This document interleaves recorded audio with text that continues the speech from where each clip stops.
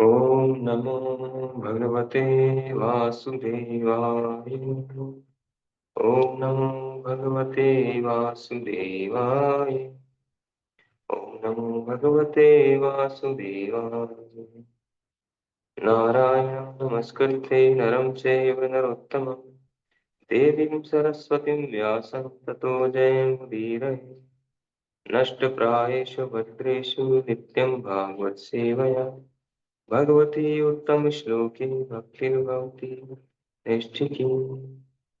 नमो विष्णुपादाय कृष्णपृष्ठाय भूतले श्रीमते भक्तिवेदांत स्वामिनिति नामिने। नमस्ते सारस्वती देवी गौरवाणी प्रचारिणे निर्विशेष शून्यवाद पाश्चात्य देशतारिणे। हरे कृष्णा। तो श्रीमद् भागवतम स्कंद 1 अध्याय 4 श्री नारद का प्राकट्य श्लोक संख्या 17 और 18।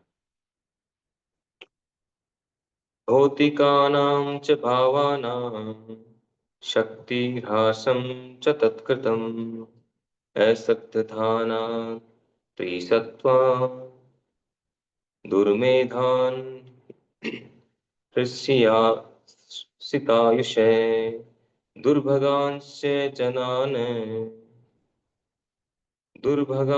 जनान् वीक्ष्य मुनिर्दिव्येन चक्षुषा सर्ववर्णाश्रमाणां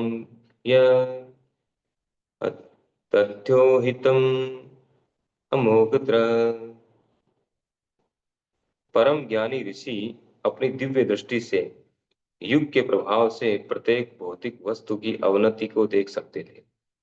वे ये भी देख सकते थे कि श्रद्धाविहीन व्यक्तियों की आयु क्षीण होगी और वे सत्व गुण के अभाव के कारण अधीर होंगे। इस प्रकार उन्होंने समस्त वर्णों तथा आश्रमों के लोगों के कल्याण पर विचार किया। तात्पर्य: काल की अप्रकट शक्तियां इतनी प्रबल होती हैं कि वे सारे पदार्थ को समय आने पर विस्मृति के गर्भ में डाल देती हैं। चतुर्युग चक्र के अंतिम युग कलयुग में समय के प्रभाव से सारी भौतिक वस्तुओं की शक्ति का क्षय हो जाता है। इस युग में जन सामान्य की आयु काफी घट जाती है और उसी प्रकार से स्मरण शक्ति भी। पदार्थ की क्रिया की भी उतनी प्रेरणा नहीं रह पाती। धरती भी बीते युगों की भांति उसी परिमाण में अन्न उत्पन्न नहीं कर पाती। गायें भी पूर्व युगों की भांति दूध नहीं देती। शाकों तथा फलों का भी उत्पादन पहले से कम हो जाता है। इस प्रकार सारे जीव, चाहे मनुष्य हो या पशु, प्रचुर मात्रा में पौष्टिक भोजन नहीं पाते। जीवन की अनेक आवश्यकताओं की चाहत के कारण स्वाभाविक रूप से आयु घट जाती है। स्मरण शक्ति कम हो जाती है, बुद्धि अल्प हो जाती है और पारस्परिक व्यवहार में दिखावा आ जाता है। महर्षि व्यास देव अपनी दिव्य दृष्टि से इसे देख सके। जिस प्रकार कोई ज्योतिषी मनुष्य के भाग्य को देख सकता है या ज्योतिर्विद चंद्र या सूर्य ग्रहणों की भविष्यवाणी कर सकता है, उसी प्रकार शास्त्रों के भीतर झांक सकने वाले मुक्त आत्मा सारी मानवता का भविष्य पहले से बता सकते हैं। वे अपनी आध्यात्मिक पैनी दृष्टि से ये सब देख सकते हैं। इस प्रकार से ऐसे सारे आध्यात्मवादी जो स्वाभाविक रूप से भगवत भक्त होते हैं, जन सामान्य का कल्याण करने के लिए सदैव उत्सुक रहते हैं। जनता के वास्तविक मित्र वे हैं, तथाकथित नेता नहीं, जो ये भी नहीं जानते कि अगले 5 मिनटों में क्या होने वाला है। इस युग में जनता तथा उनके तथाकथित नेता सभी अभागे व्यक्ति हैं, जिनकी अध्यात्म ज्ञान में कोई श्रद्धा नहीं होती और वे कलयुग द्वारा प्रभावित रहते हैं। वे नाना रोगों से व्याकुल होते रहते हैं। उदाहरणार्थ, आधुनिक युग में क्षय के रोगी हैं और क्षय रोग के अस्पताल भी अनेक हैं। लेकिन पूर्व काल में ऐसा नहीं था, क्योंकि समय इतना प्रतिकूल नहीं था। इस युग के अभागे लोग उन योगियों का स्वागत करते हुए कतराते हैं जो श्री व्यास देव के प्रतिनिधि तथा निस्वार्थ कार्य करता है, जो जो कुछ न कुछ योजना बनाने में लगे रहते हैं, जिससे सभी वर्णों तथा आश्रमों के लोगों का लाभ हो सके। सबसे बड़े मानवतावादी तो वे योगी हैं जो व्यास, नारद, मध्व, चैतन्य रूप, सरस्वती आदि के संदेश का प्रतिनिधित्व करते हैं। वे सब एक ही हैं। भले ही व्यक्ति भिन्न भिन्न हों, लेकिन उनका उद्देश्य एक ही है कि पतित आत्माओं को भगवत धाम वापस भेज कर उनका उद्धार करना। श्रील प्रभुपाद की जय। तो इन दोनों श्लोकों में सूत गोस्वामी बता रहे हैं शौनक आदि ऋषियों से भगवान व्यास देव जी के विषय में, उनकी दूरंदेशी के विषय में, उनकी स्थिति के विषय में। व्यास देव जी मुक्त आत्मा थे, और जो मुक्त आत्मा होते हैं वे तीनों गुणों से परे होते हैं, प्रकृति के तीनों गुणों से परे, इसलिए वे सब कुछ देख सकते हैं, भूत, भविष्य और वर्तमान। तो कहा गया कि परम ज्ञानी ऋषि अपनी दिव्य दृष्टि से युग के प्रभाव से प्रत्येक वस्तु की अवनति को देख सकते हैं। अवनति का अर्थ है डिग्रेडेशन। प्रत्येक वस्तु जो है वो गिर रही है, अपनी स्थिति से गिर रही थी, गुणों में, क्वालिटी में, मात्रा में, हर चीज में गिरावट आ रही थी। प्रत्येक व्यक्ति में, स्वभाव में, वस्तुओं में, स्थितियों में, सब में गिरावट गिरावट देख रहे थे कि फ्यूचर कैसा होगा आने वाला। तो गुरुपाद जी इसका कारण बताते हैं। इसका कारण क्या होता है? तो काल की अप्रकट शक्तियां जो हैं वो पदार्थ को समय आने पर विस्मृति के गर्भ में डाल देती है।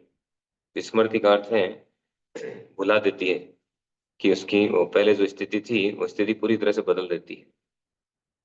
पहले क्या था, बाद में क्या हो जाता है। जैसे हमारा शरीर परिवर्तित हो रहा है, पहले हम कैसे थे, हमारा शरीर कैसा था पहले, कितना सुंदर था बचपन में, धीरे धीरे धीरे धीरे बदल रहा है काल के प्रभाव से।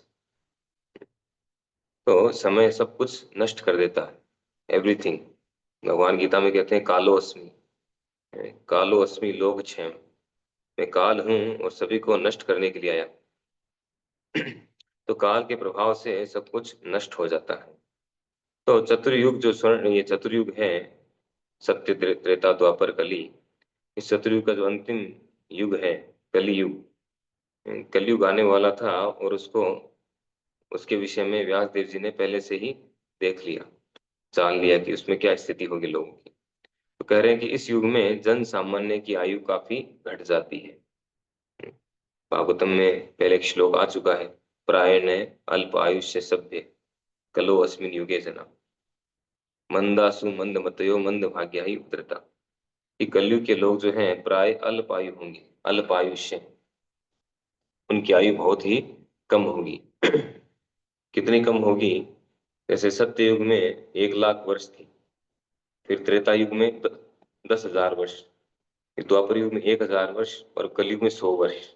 और 100 वर्ष भी नहीं होती, 50-60 वर्ष एवरेज आंकड़ा है। अच्छा, एवरेज तो और कम होगा। अगर गूगल पे जाके हम आंकड़ा देखें, एवरेज देखें, तो बहुत कम एवरेज आता है। रूपा जी के लेक्चर में मैंने सुना था, उसमें बताते हैं 35 40 का उस समय का। तो खैर जो भी है, लेकिन कुल मिलाकर 50 के आसपास मान लो, 50-60 आयु मुश्किल से होती है, सभी की नहीं होती होगी, और कुछ गिने चुने लोग हैं उनकी आयु ज्यादा होती है। तो प्राय न अल्प आयु से, इस युग के लोग प्राय अल्प आयु होंगे। अब इतनी कम आयु जिस व्यक्ति की होगी, वो कैसे भगवत भगवत प्राप्ति के विषय में विचार करेगा? उसके पास टाइम ही नहीं। तो उसका सारा समय जो है सोने, खाने, धन कमाने, फैमिली मेंटेन करने, उसी में चला जाएगा, वो सोच ही नहीं पाएगा। फिर कहते हैं कि क्यों होगा ऐसा, क्यों नहीं सोच पाएगा? क्योंकि मंदा, मंदा सुमंद मतयो, यानी कलयुग के लोग जो है आलसी और होंगे, आध्यात्मिक कार्यों के प्रति आलसी, और भौतिक कार्यों में प्रवीण, एक्सपर्ट, लेकिन आध्यात्मिक कार्यों में कोई रुचि नहीं, बताएंगे तो भी नहीं मानेंगे, आलसी होंगे। और मंदासु मंद मतयो, उनकी बुद्धि भी मंद होगी,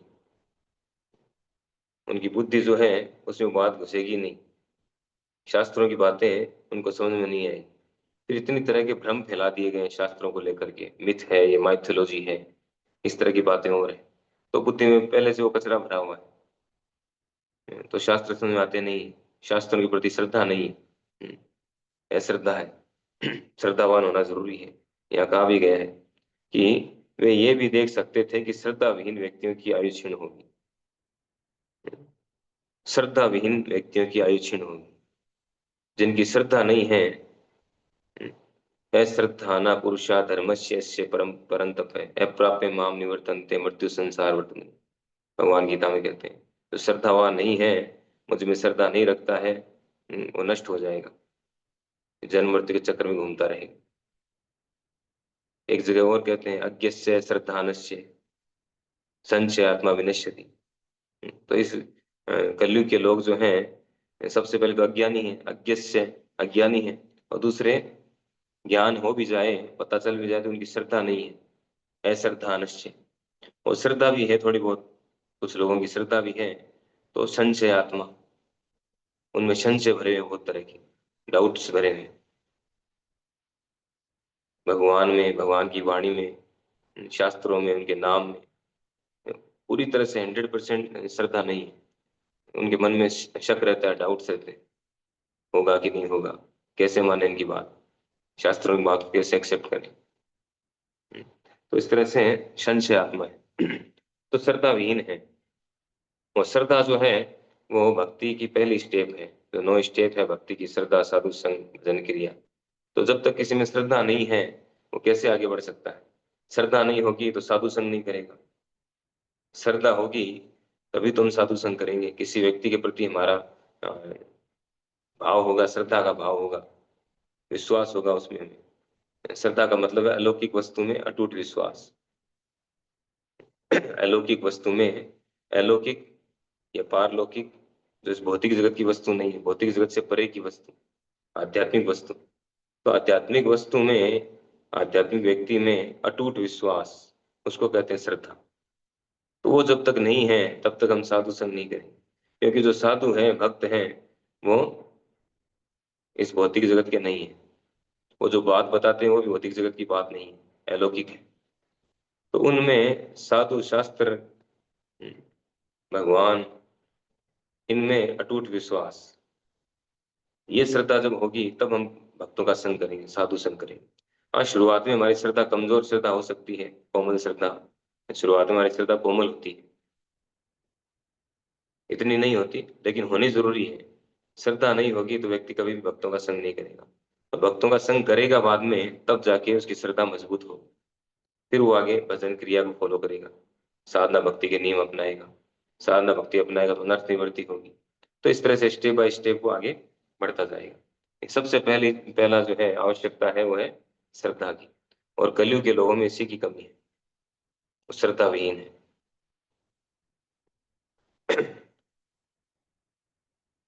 तो कह रहे हैं कि उनकी आयु कम होगी, स्मरण शक्ति भी कम होगी, घट जाएगी। स्मरण शक्ति, याद रखने की जो शक्ति है, हम देखते हैं सूत गोस्वामी जी ने केवल एक बार भागवत का श्रवण किया था सुखदेव गोस्वामी जी से, केवल एक बार।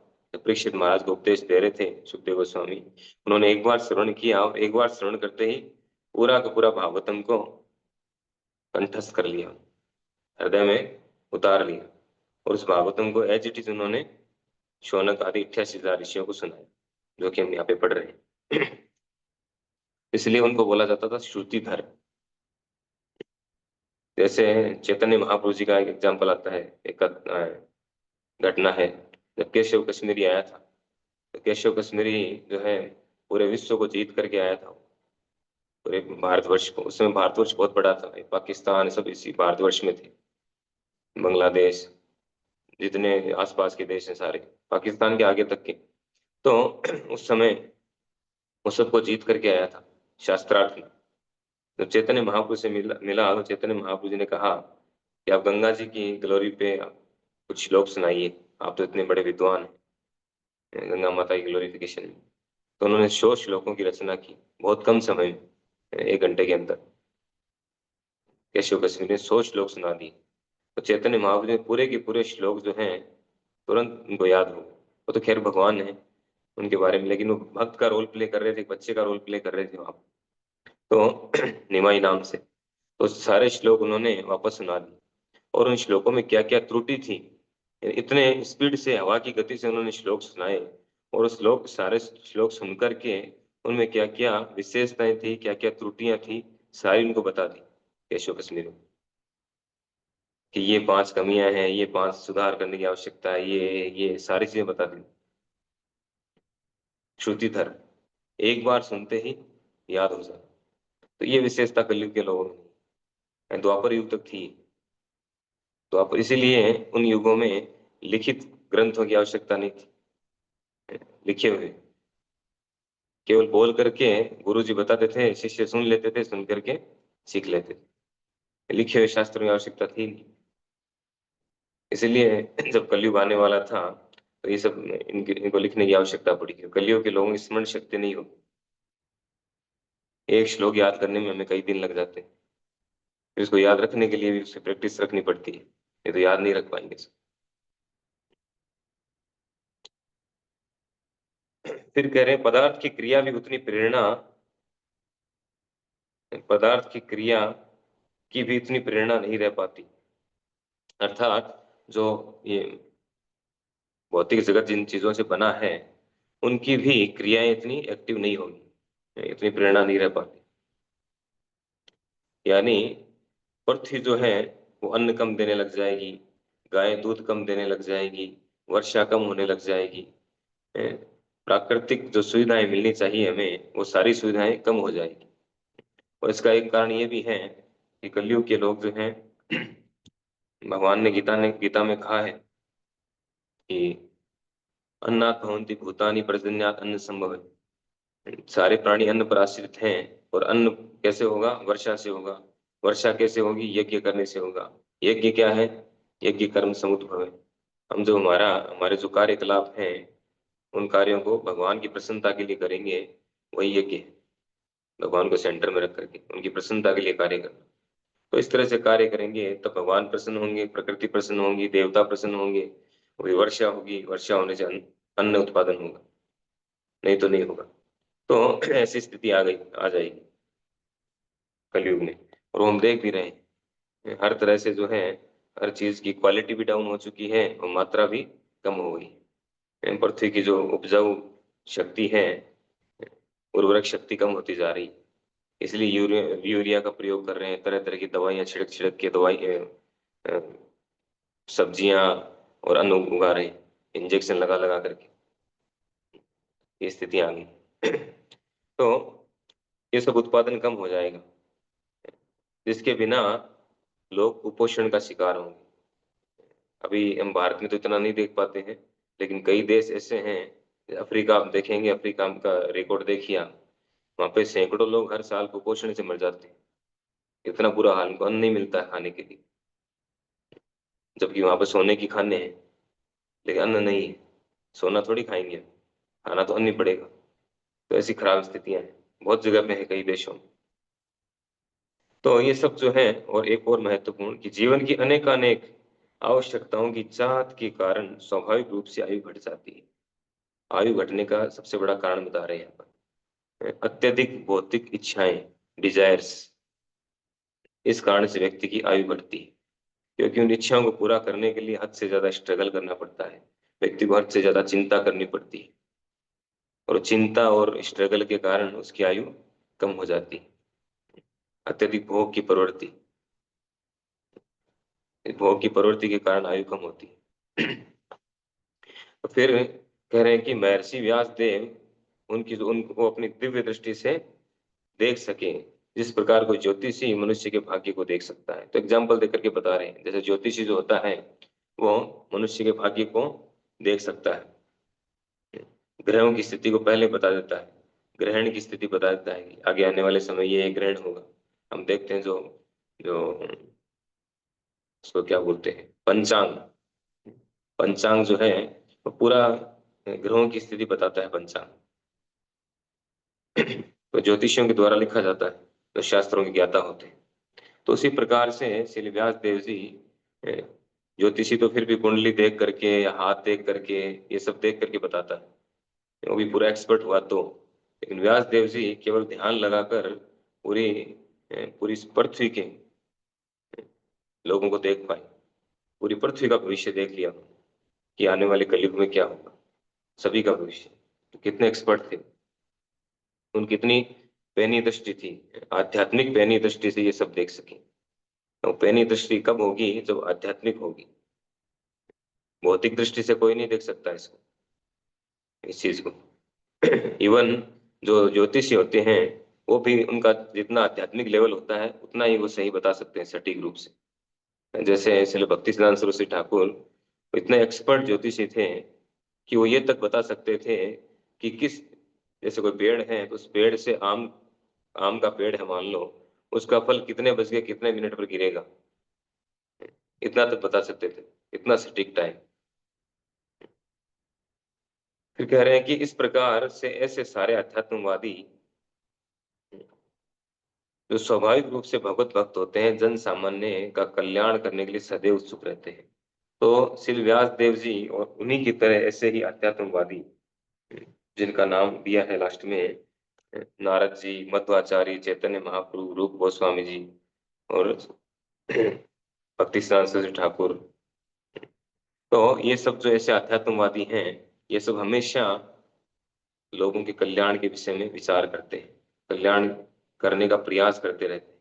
जैसे व्यास देव जी ने हम सबका कल्याण करने के लिए शास्त्रों की रचना की, क्योंकि हम सब अल्पायु हैं, अल्प बुद्धि हमारी, कम बुद्धि है, और हमारी स्मरण शक्ति भी नहीं है, हम आलसी भी हैं, और दुर्भाग्य भी है, गलत लोगों का शिकार हो जाते हैं, नकली गुरुओं का शिकार हो जाते हैं।